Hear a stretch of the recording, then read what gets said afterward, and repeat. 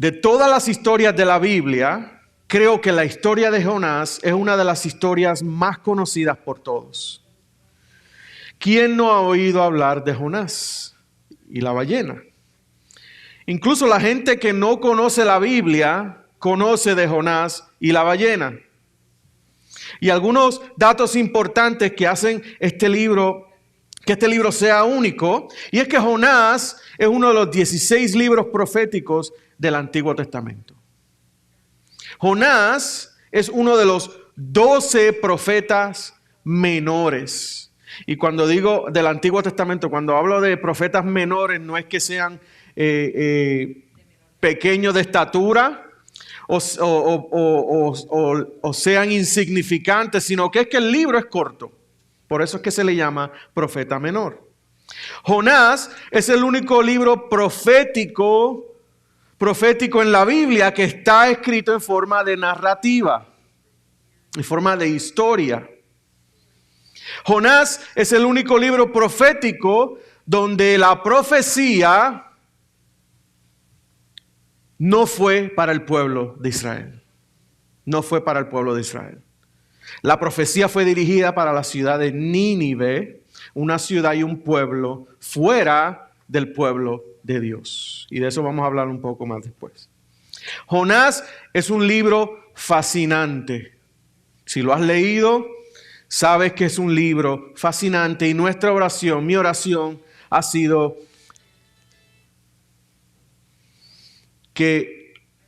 mi oración es que mientras leas y mientras estudiamos este libro, seas cautivado, no por el drama que encontramos en el libro, sino por lo que Dios va a revelar en tu corazón y en tu vida. Esa es mi oración.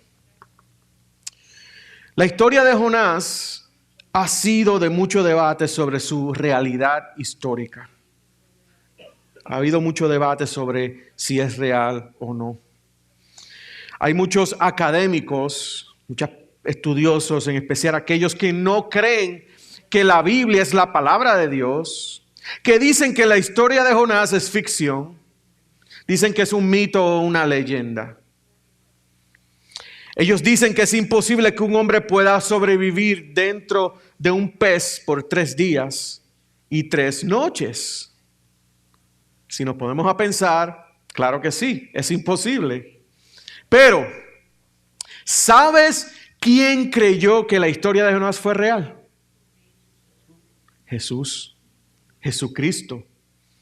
Jesús dijo en Mateo 12:40, porque como estuvo Jonás en el vientre del monstruo marino 3 días y 3 noches, así estará el Hijo del Hombre 3 días y 3 noches en el corazón de la tierra. Jesús no podría haber dicho cómo estuvo Jonás si Jonás no fuera real.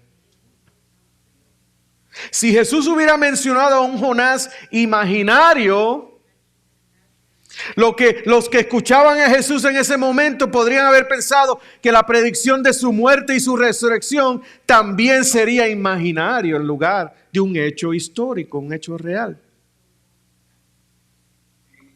Dijimos que está escrito en forma narrativa, pero también Jonás es un libro biográfico. Es un libro biográfico y aunque está escrito en tercera persona, la historia cuenta los hechos y eventos de la vida personal de Jonás.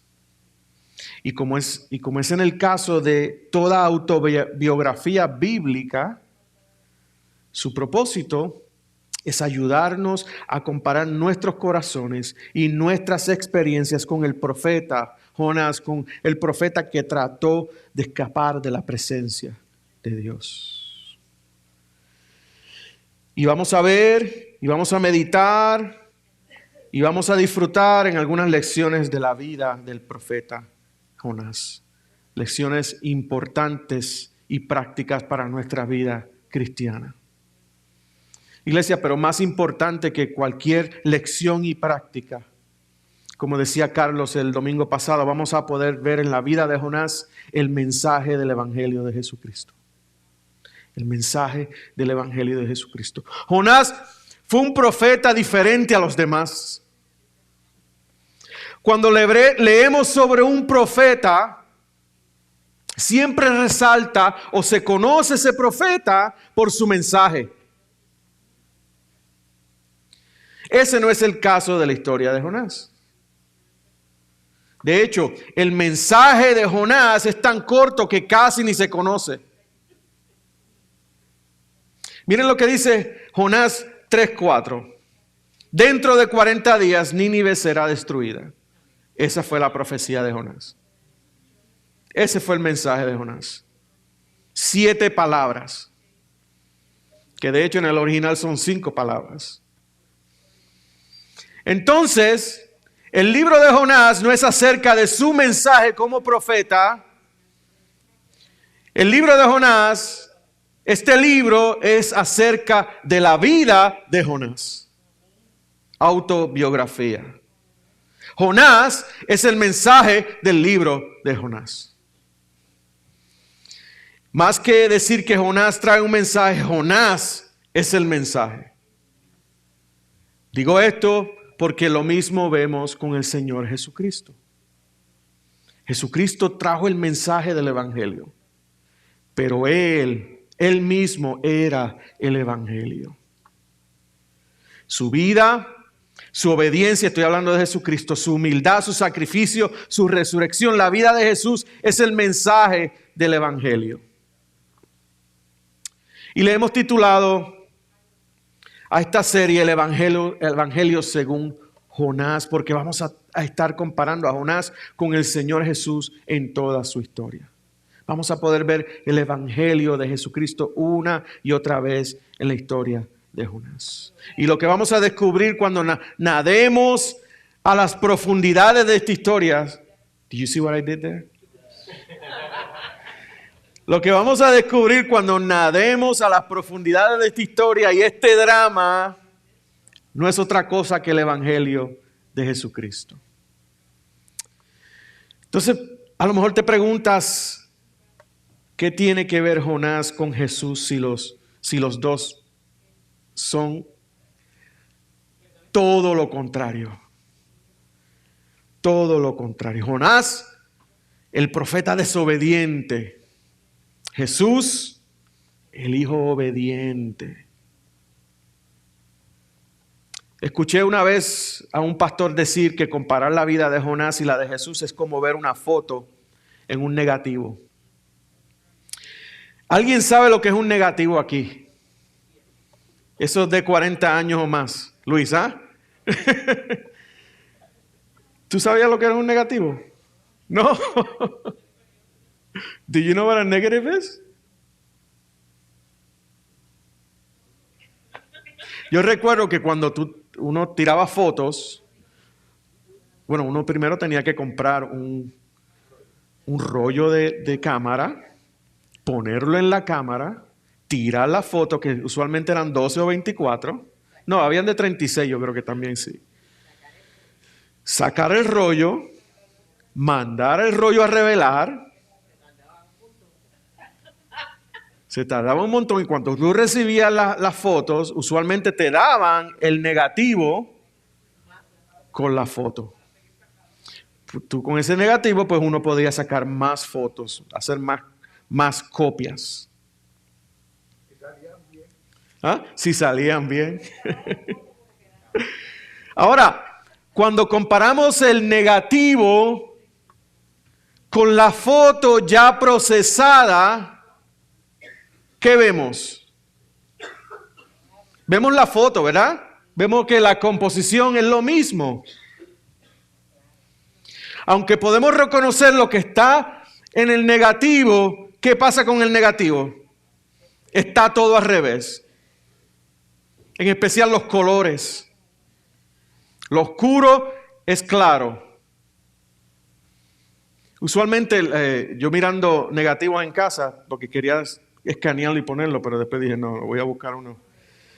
Usualmente los negativos de una persona, el pelo le sale a uno blanco en el negativo, cuando en la foto es negra o de color.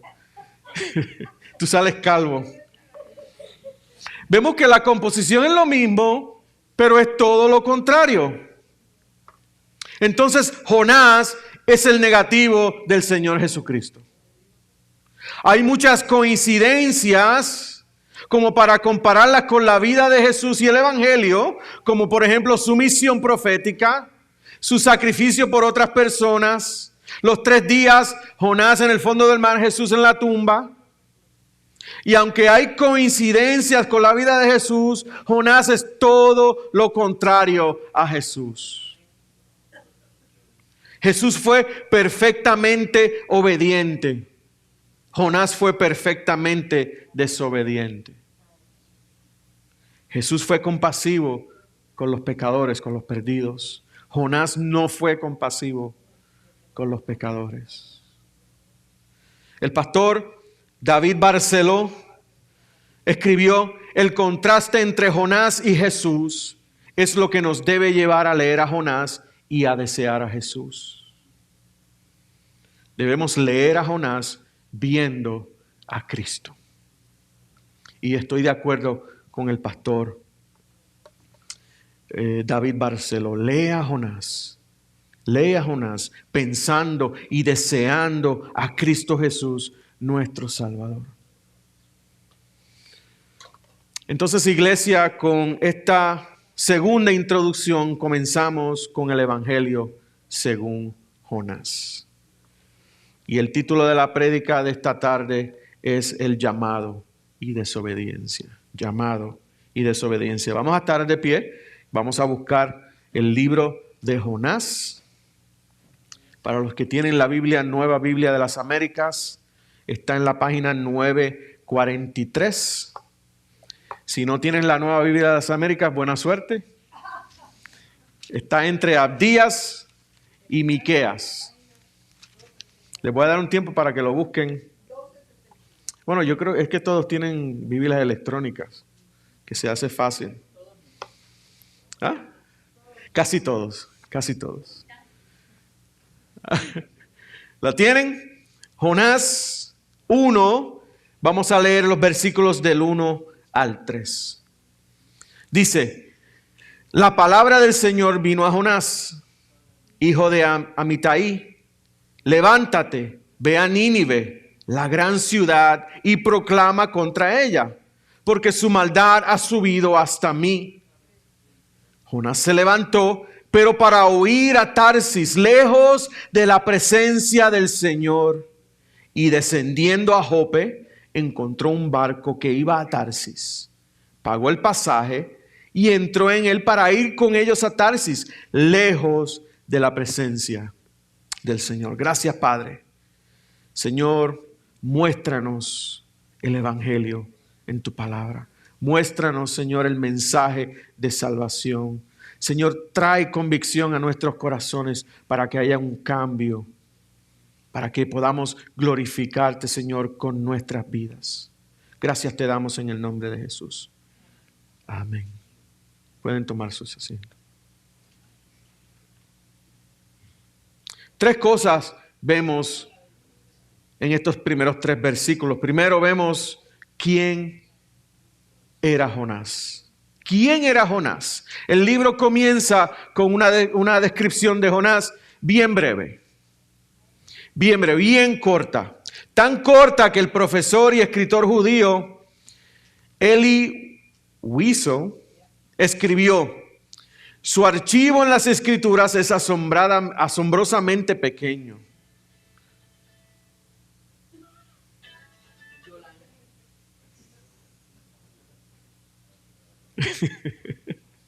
¿Se siente culpable? Quítele la alarma. Dice: su archivo en las Escrituras es asombrosamente pequeño. Su nombre y el nombre de su padre y nada más. ¿Dónde vive? Un misterio. ¿Quiénes son sus amigos, sus maestros, sus enemigos? Imposible de determinar. ¿Qué hacía hasta el incidente que lo hizo famoso? ¿Qué fue de él después? Nadie nos los dice. Sin Nínive, Jonás no habría sido parte de la historia sagrada judía, ni tampoco la ballena, dice Elie Wiesel. El versículo 1 dice, la palabra del Señor vino a Jonás, hijo de Amitai. ¿Qué conocemos de Jonás? Primero, que era el hijo de Amitai. Segundo, vemos que Jonás fue un siervo de Dios. Un siervo de Dios. Para que la palabra del Señor viniera a Jonás, él tenía que ser un siervo de Dios, su siervo. Y para ser más específicos, Jonás fue un profeta de Dios, siervo de Dios y profeta. Ser siervo de Dios y profeta en el Antiguo Testamento era algo especial. Era algo bien especial. Era ser una persona con unos privilegios especiales. Ser siervo de Dios y profeta era alguien apartado por Dios mismo para unos propósitos únicos y especiales. En Amós 3:7, miren lo que dice Amós 3:7. Ciertamente el Señor Dios no hace nada sin revelar su secreto a sus siervos, los profetas. Qué privilegio, ¿verdad? Jonás, al ser siervo de Dios y profeta, tenía el privilegio de escuchar la voz de Dios y conocer sus propósitos para el pueblo de Dios y demás naciones. Y no solo eso, al ser profeta, Jonás era una persona que hablaba la verdad de Dios a los demás. Dios revelaba sus secretos a los profetas y los profetas revelaban esos secretos a las demás personas. Un profeta es una persona que habla la verdad de Dios en el nombre de Dios. Un profeta es alguien que representa a Dios aquí en la tierra. Jonás, siervo de Dios y profeta. Miren lo que dice Segunda de Reyes, capítulo 14, versículos 24 al 25. Y de aquí podemos conocer un poquito más de Jonás. Dice, en el año 15 de Amasías, hijo de Joás, rey de Judá, Jeroboam, hijo de Joás, rey de Israel, comenzó a reinar en Samaria y reinó 41 años. Hizo lo malo ante los ojos del Señor. Ese fue el rey Jeroboam II. No se apartó de todos los pecados con que Jeroboam, hijo de Nabat, hizo pecar a Israel. 25. El rey restableció la frontera de Israel desde la entrada de Hamat hasta el mar de Arabá, conforme, escuchen bien, conforme a la palabra que el Señor, Dios de Israel, había hablado por medio de ¿quién? Su siervo, el profeta, ¿quién? Jonás, hijo de Amitai, que era de Gat Efer. Estos versículos nos dejan ver cómo Jonás recibió el mensaje de Dios y cómo Jonás habló, compartió ese mensaje con el pueblo de Israel. Y hubieron unas consecuencias. Otra cosa nos dejan ver estos versículos. Y es que Jonás ya tenía experiencia escuchando la voz de Dios. Él tenía ya experiencia hablando el mensaje de Dios. O sea que en Jonás, en la historia de Jonás, no es la primera vez que él escucha la voz de Dios. Lo que vemos en el versículo 1 no fue la primera experiencia de Jonás. El profeta Jonás, podemos decir que ya tenía éxito ministerial. Él ya había tenido éxito ministerial. Recuerden ese detalle. Punto número 2. El llamado de Dios.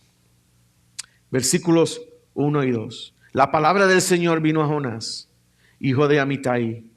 Levántate, ve a Nínive, la gran ciudad, y proclama contra ella, porque su maldad ha subido hasta mí. Noten que el llamado de Dios para Jonás fue breve. Fue corto, pero fue bien claro. Fue claro. Jonás, levántate. Ve a Nínive, la gran ciudad, y proclama contra ella, porque su maldad ha subido hasta mí. Más claro no pudo haber sido.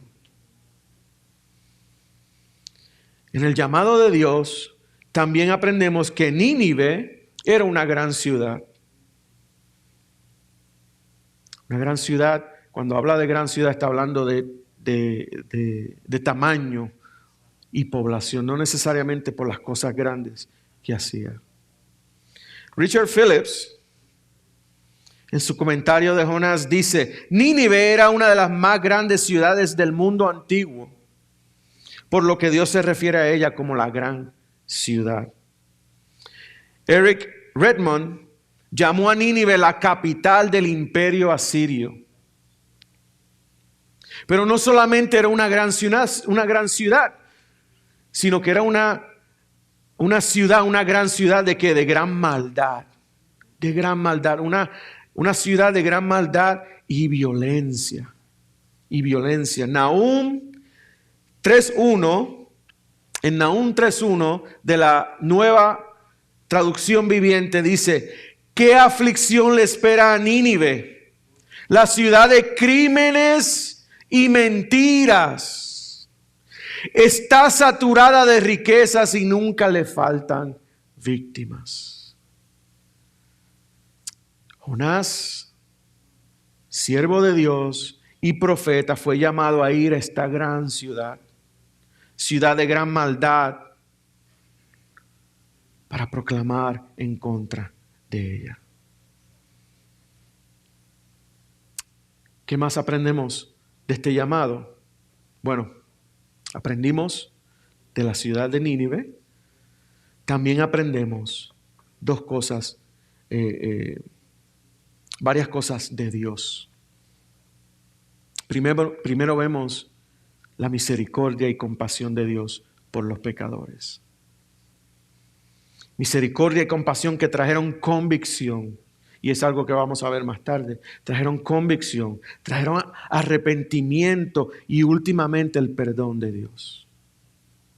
También vemos que Dios es omnisciente y está pendiente a los pecados de las personas. Él conoce los pecados de las personas. Omnisciente significa que Dios lo sabe todo. Nada ni nadie se esconde de Él, como hemos estado diciendo en todo el servicio.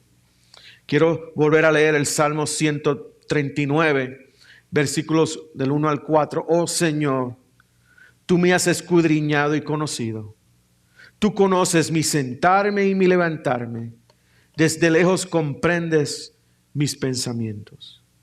Tú escudriñas mi senda y mi descanso y conoces bien todos mis caminos. Aún antes de que haya palabra en mi boca, oh Señor, tú ya la sabes toda. Dios todo lo sabe y nada está escondido de Él.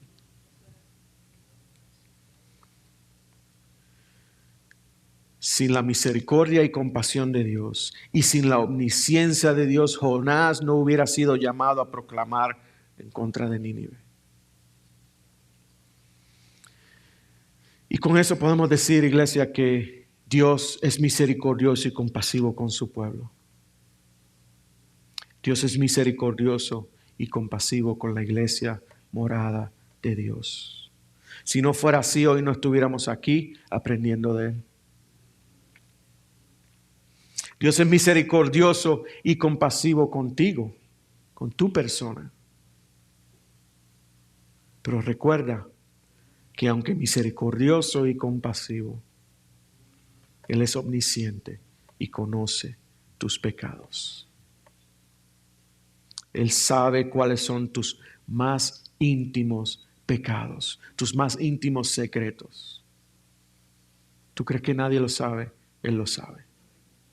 Él lo sabe. Y es importante que lo sepas para que en tu vida haya convicción de pecado, haya arrepentimiento y últimamente el perdón de Dios. No dejemos pasar por alto su misericordia, su compasión y su omnisciencia. Amén. Punto número 3, desobediencia de Jonás. Versículo 3. Jonás se levantó, pero para huir a Tarsis, lejos de la presencia del Señor.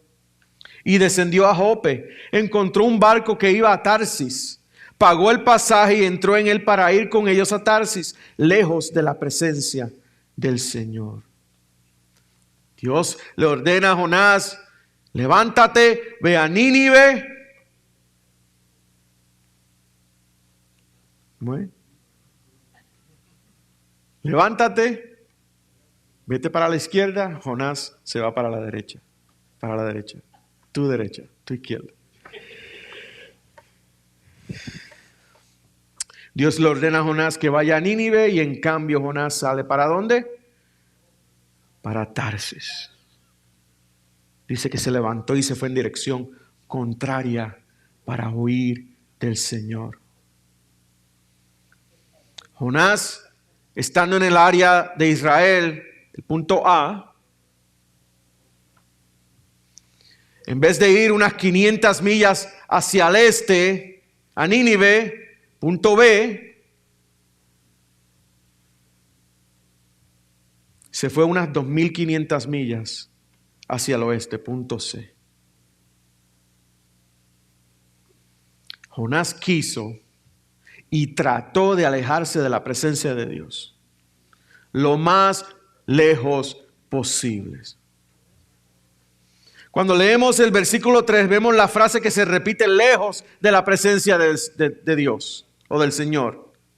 Y eso nos deja saber el deseo de Jonás de huir de la presencia de Dios y de la responsabilidad que se le había encomendado. Me pregunto yo, ¿sería que Jonás no entendió el mensaje de Dios? Era corto, era claro.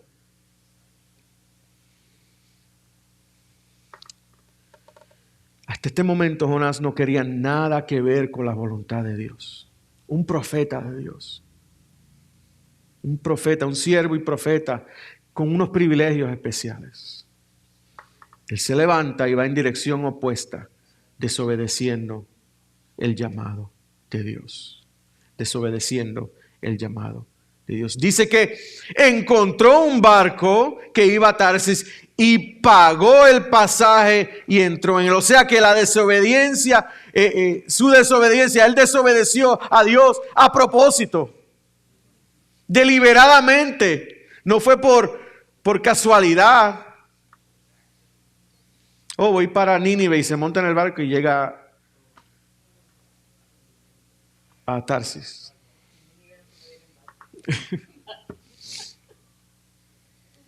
Jonás desobedeció a Dios. Pero ¿por qué Jonás desobedeció a Dios? Esa es la pregunta importante.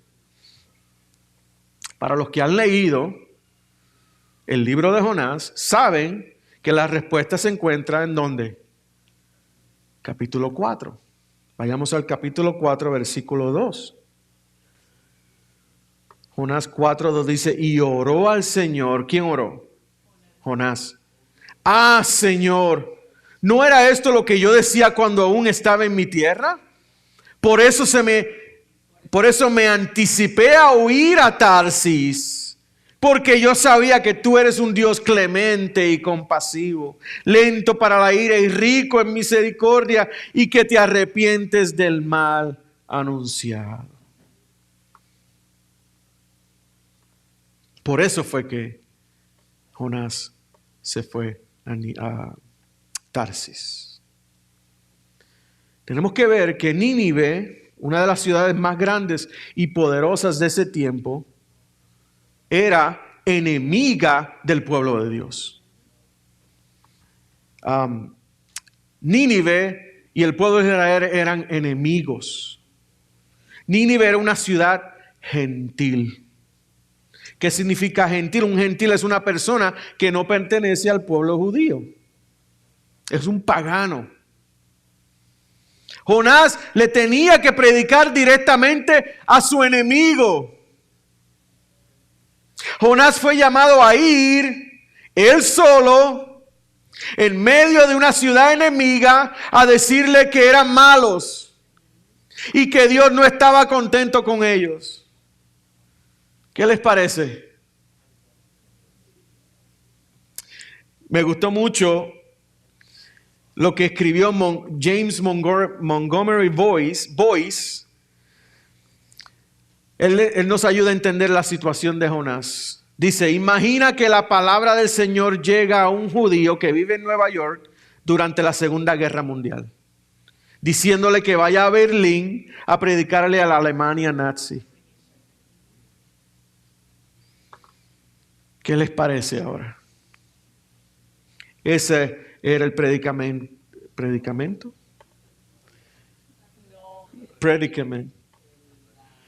El problema, la problemática de Jonás. Vimos que Jonás creyó en el poder de Dios. Vimos que Jonás reconoció su gracia. Pero Jonás fue tan orgulloso. Jonás fue tan egoísta que no quiso obedecer a Dios y predicarle a los de Nínive. Posiblemente Jonás pensaba que la salvación era solo para los judíos y no los gentiles. Pero la palabra de Dios viene a él y él quiere huir de su presencia. Pregunto, ¿alguna vez has tratado de huir de algo que es inevitable? ¿Has tratado de evitar algo pensando que va a desaparecer? Hay un comercial ya ni me acuerdo de qué es. Yo sé que es una mujer que está en el carro y le prende el check engine light del motor. Y ella lo que hace, coge un sticker y se lo pone encima.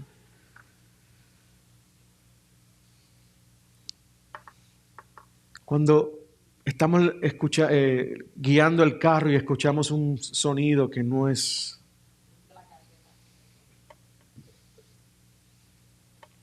Tratamos de evitarlo. Tratamos de huir de ese sonido. Y quede un bill, una factura que tenemos que pagar. ¿Le echamos a un lado creyendo que va a desaparecer? Y queda un dolor que posiblemente sea algo serio. ¿Lo ignoramos pensando que va a desaparecer? Iglesia, hay algo inevitable de la palabra de Dios dirigida a un profeta. De todas las personas, es lógico pensar que Jonás sabía que no se puede ir lejos de la presencia de Dios. Un profeta de Dios, un siervo de Dios. Jonás no podía irse lejos de la omnipresencia de Dios, porque Dios está en todo lugar, en todo tiempo. Eso es la omnipresencia de Dios. Él está en todo lugar, en todo tiempo. Iglesia, no pienses que puedes hacer lo mismo. No pienses que puedes hacer lo mismo. Salmo 139, versículos del 7 al 10. ¿A dónde me iré de tu espíritu? ¿O a dónde huiré de tu presencia? Si subo a los cielos, allí estás tú. Si en el Seol, esa es la tumba, si en la tumba preparo mi lecho, mi cama, allí tú estás. Si tomo las alas del alba, de la mañana, y si habito en lo más remoto del mar, aún allí me guiará tu mano y me tomará tu diestra. La omnipresencia de Dios. Y la realidad es que Jonás quería alejarse del servicio de Dios y de su responsabilidad delante de Dios. Él sabía que no podía huir de Dios. pero quería evitar el servicio a Dios y su responsabilidad de ir y predicar la palabra. Él trató de alejarse del llamado que Dios le hizo de ir a evangelizar un pueblo pecador. Iglesia, no pienses que puedes hacer lo mismo.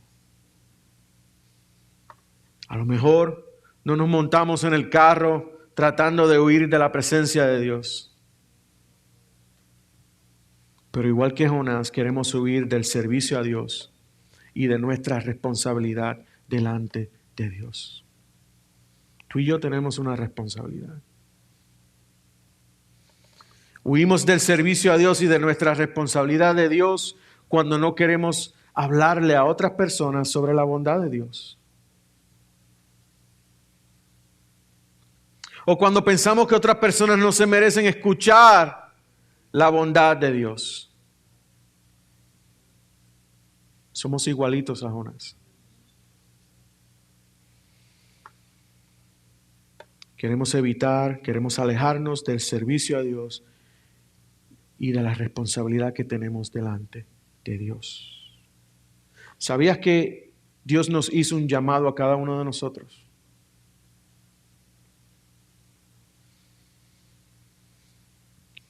¿Estamos tratando de huir de ese llamado?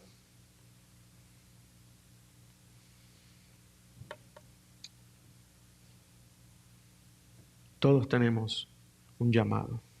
Como creyentes somos llamados a hablarle a otras personas, a otros, del amor y la bondad de nuestro Salvador Jesucristo. Sin hacer acepción de personas. Y una vez que desobedecemos al llamado de Dios, estamos huyendo de nuestro servicio a Dios y de nuestra responsabilidad delante de Dios. Somos igualitos a Jonás. Recuerda que tú también tienes un llamado. ¿Vas de camino a Tarsis o vas de camino a Nínive?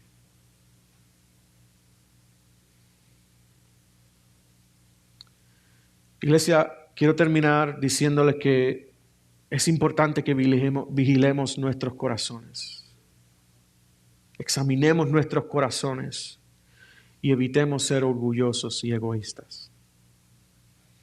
Pidámosle a Dios que nos dé un corazón lleno de misericordia, que nos dé un corazón lleno de amor, de compasión y de piedad, como el corazón de Cristo Jesús. Pidámosle a Dios que nos ayude a ser obedientes a ese llamado. Sigamos el ejemplo de Jesús y no el ejemplo de Jonás. Entonces dejamos a Jonás montado en un barco de camino a Tarsis. Iglesia, ¿sabes que Jesucristo también recibió un llamado? Pero a diferencia de Jonás, Jesús se sometió a la voluntad del Padre con alegría.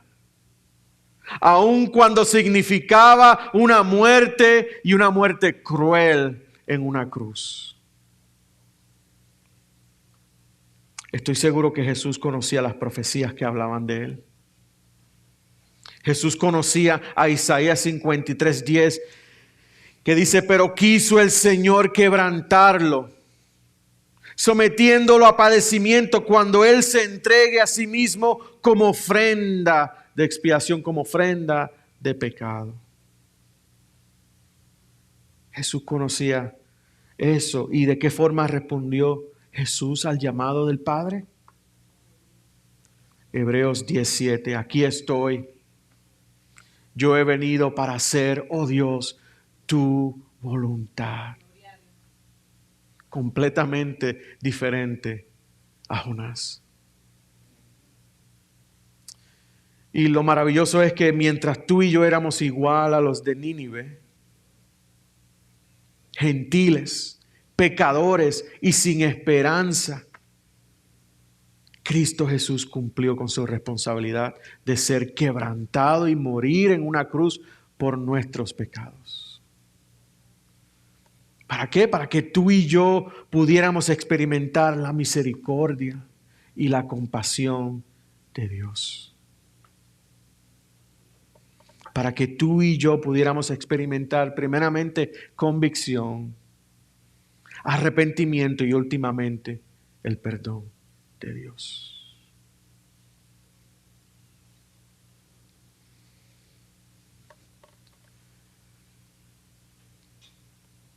Jonás, el Evangelio según Jonás, aunque similitudes completamente diferentes a Jesús.